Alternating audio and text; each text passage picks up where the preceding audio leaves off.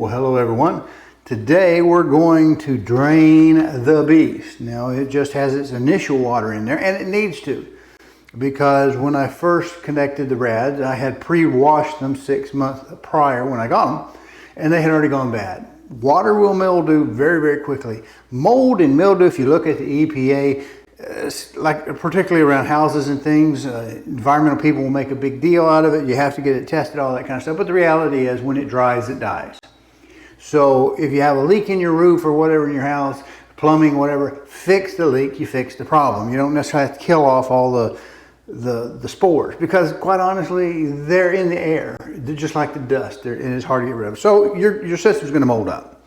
And especially if you warm it up and give it that nice environment for it to live for. Assumingly you have a fairly anaerobic environment, if it's a closed loop. Now, there are a lot of facultative anaerobic bacteria, that like slime bacteria, that can build up in your system, whatever. So you want to clean it, you want to have your disinfectant, your stabilizer in the water, and you want to have something for the redux operations, at the steel or copper, aluminum, whatever you have in your system. You want to make sure that you have something to kind of inhibit that rusting, oxidizing, whatever you might want to call it, on the metals. So you have to treat it, but to just fire it up to see if you have a leak, to get it running, to finish up other parts of it, that's fine. Now we're going to go in here and drain this, and we're going to see just if I was successful at designing a good draining process for it. Are you ready? Let's go.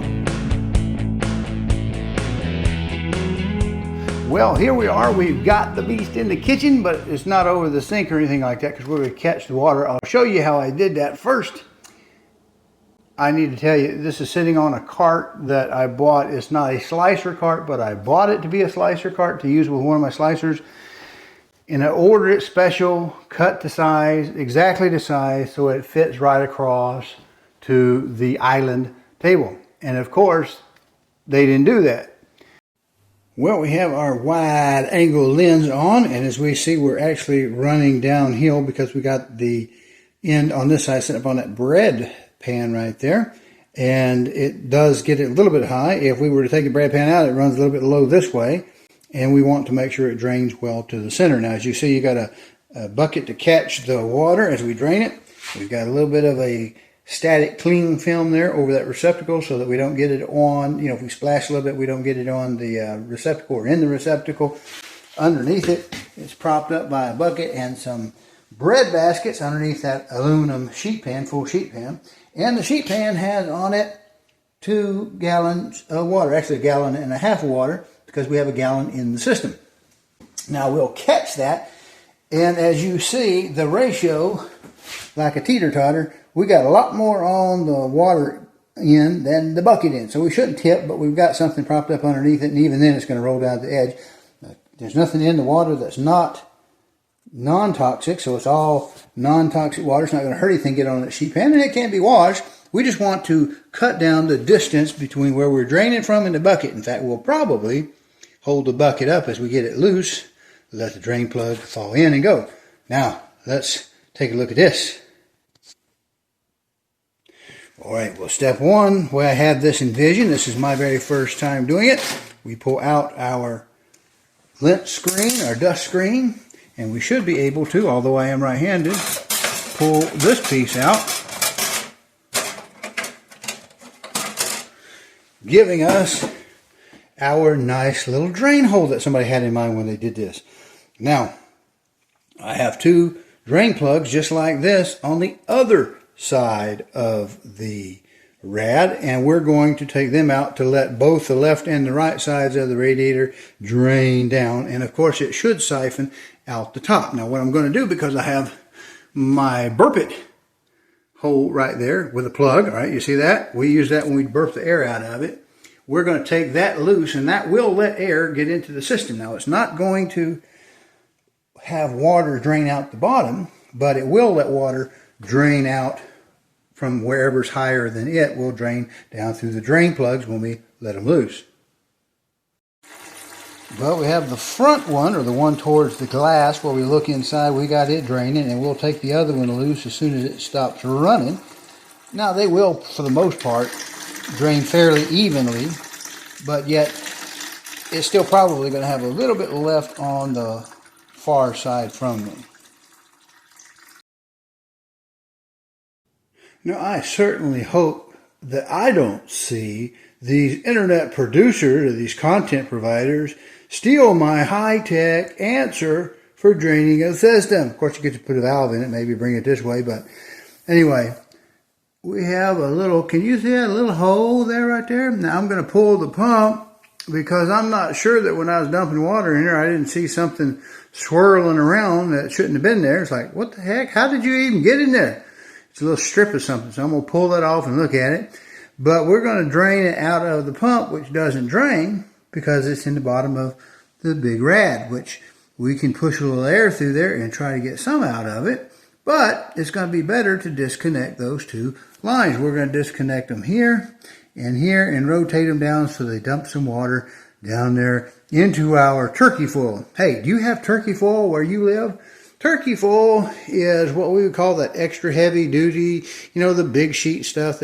Anyway, it's just tin foil, aluminum foil, whatever you want to call it. We're going to get her draining.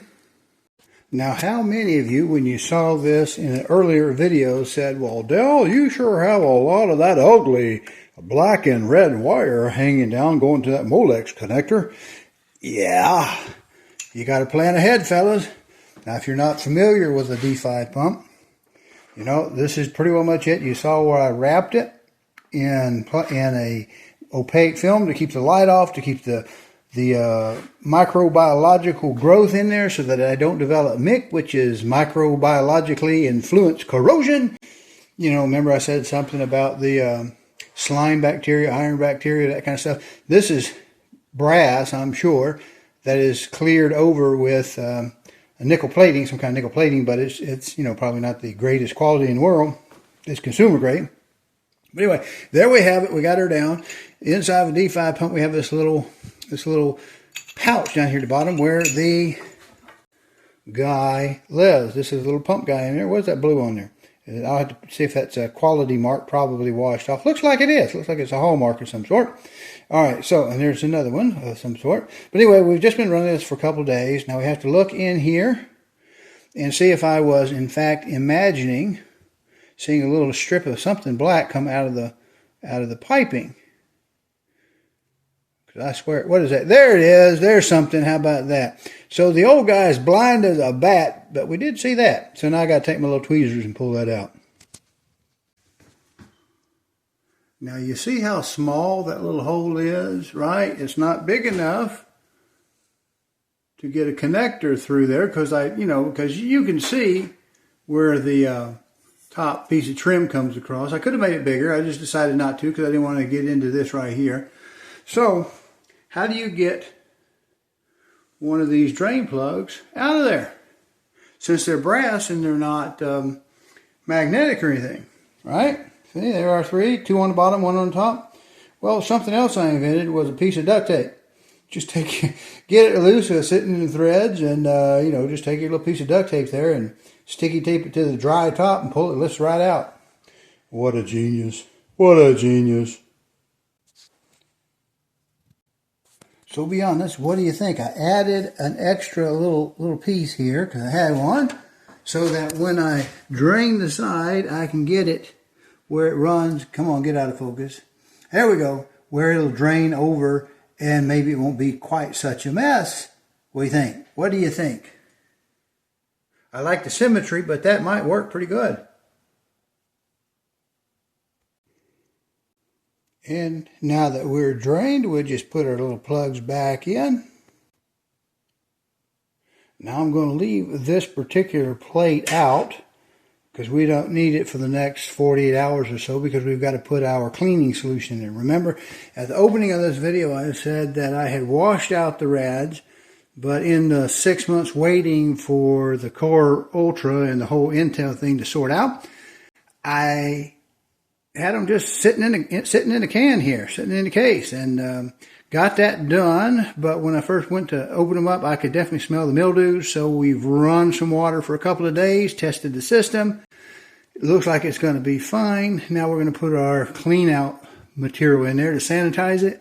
We'll drain that again, so we're not going to move the system from its spot. We'll move it back on the island and just turn it on and let it run for about 48 hours so the pump is running and getting all those air bubbles and stuff worked out.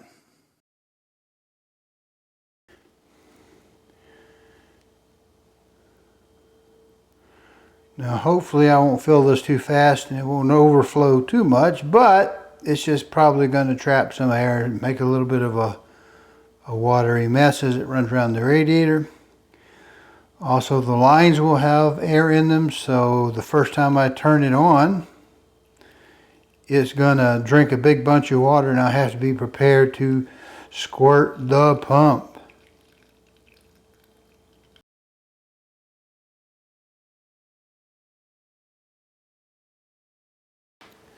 Now we'll pre-fill the last stage.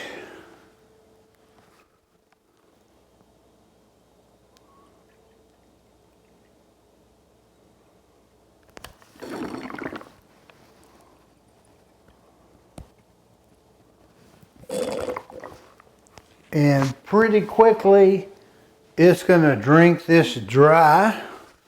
I suspect, let me go ahead and put my hose in there.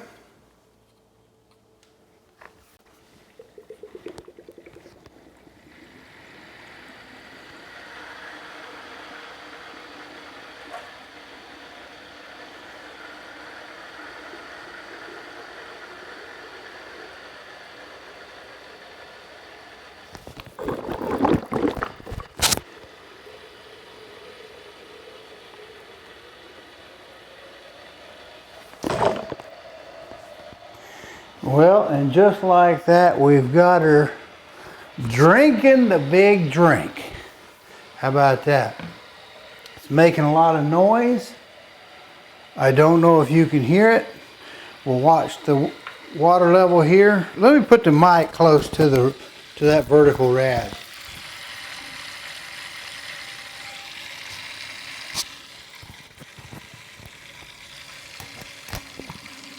All right, let me just burp it a little bit.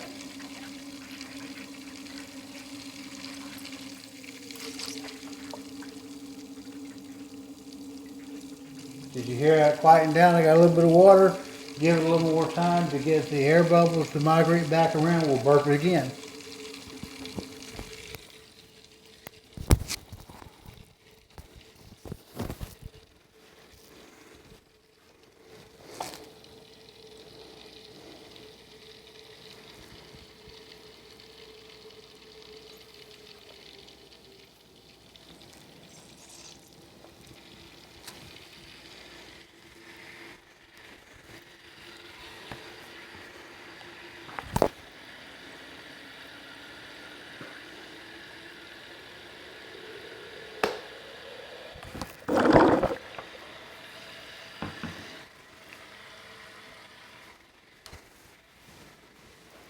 Hey, appreciate you watching. Do me a favor if you will, subscribe to the channel, either the YouTube or the Rumble channel, which this appears in. And if you can, check the notification bell or settings to make sure that you get notified when new videos are posted. Appreciate it.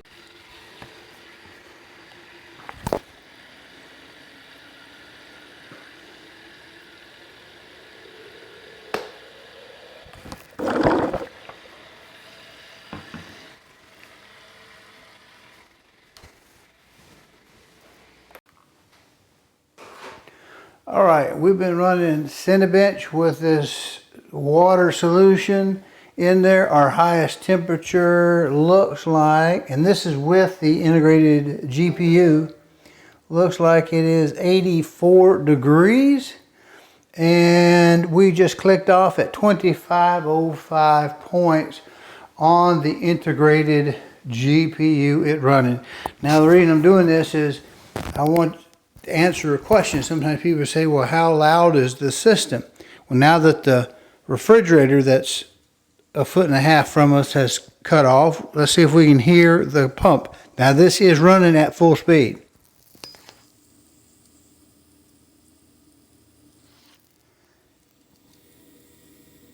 Now the fans are also running.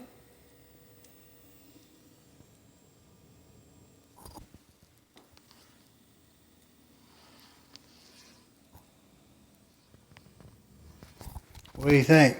Now, let me see if I can reposition while this thing is running that soapy water. Now this is wide open, mind you. Where is my phone? I gotta allow it. Okay, so there we go. I'm talking right now and I'm at about 60, 65, 57, something like that on the meter. Let's put it over here by the unit.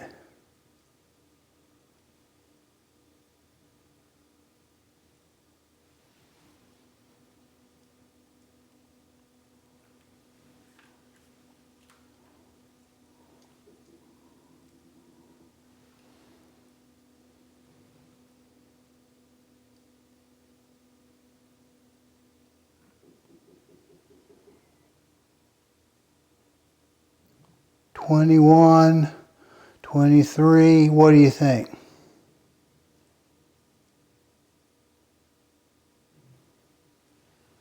Can't see if this is making it on the camera or not.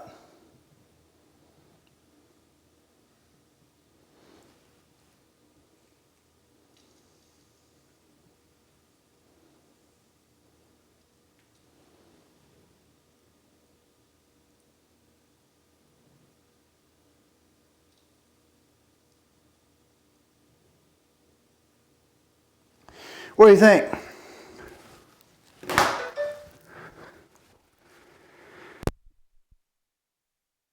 Well, here we are, not quite 48 hours later. And I know what you say, how do we know this? Because you could just take a hat off and change shirts and just go right to it, we wouldn't know. Well, you just have to trust me. And speaking of trust, the mix I used here I found online, and I don't have a lot of trust for it. First of all, I'm not going to, don't ask me what it is because I won't comment on it. Watch the video, I tell you, I'm not going to tell you what it was. Because anytime someone won't tell me what's in something, I get a little bit suspicious. It reminds me of a video I did years ago. Do you remember, are any of you guys hunters? Are any of you guys, seriously? Well, a couple of years ago, a friend of mine said that her son, who was, still at home kind of thing, he was working on getting his degree, and he went on and did some great things with a college, one of the universities I went to. Anyway, he worked on their sports staff. So anyway, not Alabama. Yeah, not Alabama. Local school, small school. Anyway, he said, Mama, don't ruin my hunting clothes. You got to use this special soap. And so I did a video called Unscented. Spell like pennies, scented, because people were being, I think, unfairly taken advantage of. He was convinced that the special clothes helped with the low light and the UV and had UV brighteners. And it's not like the people producing the soap were lying. We do put brighteners in soaps. We do. And I demonstrate that in that video. But what it's all about is convincing the consumer to pay lots of big money to get this particular product. And so I go through a process showing from beginning to end and verify, yes, it has UV brighteners in there. It's like bluing. Have you ever heard the expression blue-haired ladies? Well, ladies allegedly would take some of the clothing bluing that we'd use for cloths to take the yellow out. We'd put a little blue in there and it would make things look whiter. Well, we do put that kind of stuff, oftentimes UV reflectors, in our clothes to make our clothes look whiter and brighter, and that's great. But they wash out, and that's what I showed. So I just use a regular, unscented, uncolored, no dyes type of soap that has the UV in it, and I wash and I get the same results out of 2 old shirts that we do. Anyway, the material that went into this was purchased supposedly as a cleaner in Reddit, and all the people said, oh, it's a great deal, it's what it fixed my situation. It doesn't actually, it's very unclear what it does. Is it a corrosion inhibitor? Is it a detergent to remove film and soap scum, not soap scum, but bio scum off of your parts? It's just something in the name. You don't know what it is, but I can tell you what it is. It's over $1 US per milliliter. And I feel a little bit stupid, a little bit taken advantage of. I feel a little bit, I'm just not happy with the decision. It supposedly made it for this purpose, so I use it. I'm going to clean it, but I didn't use a high-priced product for my corrosion inhibitor. I'm enough engineer, I can do better than that. But I did want to go ahead and rinse the thing out because in case there's some biocide aspect in it. I want it to kill off anything in there. The problem is they don't really say what it's for, do they? They just say, in fact, the instructions are unclear. If you go to the website, you look online at the big retailer, I won't say Amazon, but if you look wherever it's being sold and you look up, they'll say 24 to 48, and then they say it won't hurt for you to leave it in, but it's not intended to be left in. But if you read the bottle, you get a little different story off the bottle. I don't like that. It's just me personal. So I don't want to mention their name because they might think I'm bad-mouthing them. I'm not. I just want you to think. Now, we're just going to drain this puppy down, and I'm going to show you a little video, show you how long it takes for you to get the air bubbles worked out. And it will take some time when we refill it back up. And so we fill it up pretty tall, and when it drinks it down, we'll add some more to it. But that's just the way it is. We're gonna clean this up. We're gonna straddle the mount, do the reverse of what we had, and fill her back up. And I'll hold my chemicals that I use off until I can do a little bit more research, and then if things work out, I'll tell you about it. Otherwise, hopefully we've got a very clean radiators and piping and all that now, and GPU and CPU and all that. And we'll clean all that stuff out, and that's where we're going to end the show. Well, we're going to drain it the same way we did the first time. I'm going to pull up my sleeves, and I just loosened this. Let me see if I can get my guy back up in here without getting in the way of the camera. And we're going to drain the front one first, if I can find it. There we go. We're going to drain the front one of these first. Let the water fall, and then we'll let water into our system by taking the top plug out. And there we go with it. See if my sticky tape still can lift out my plug. Yeah, see, there we go. Remember, I gave you that little tip. Let's see if it'll focus. There we go. I guess got too much background for that autofocus. But it's just that piece of tape and the plug, and that helps the water run out.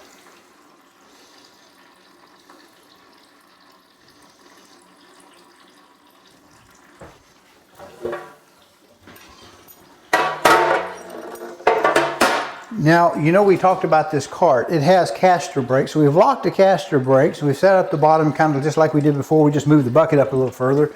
And I didn't remember to lean this forward to make sure we get our water to flow down here. So we did that. We'll have to pretend like that never happened. All right, so there we've got that. I don't believe that's all the water, but now that we've got that, we'll do the other one. And pretty well much, we'll try these out using our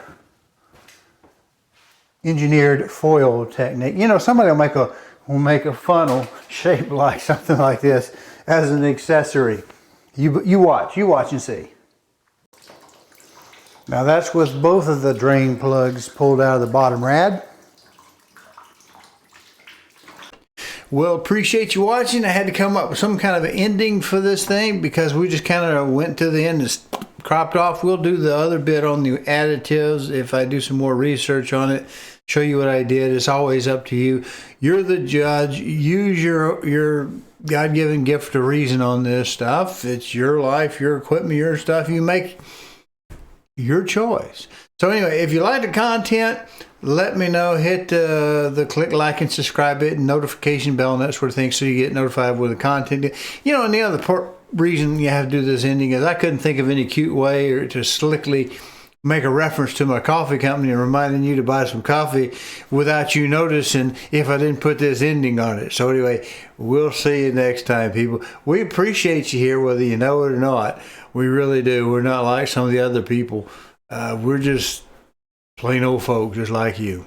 Old, and I do mean old folk. See ya. Bye.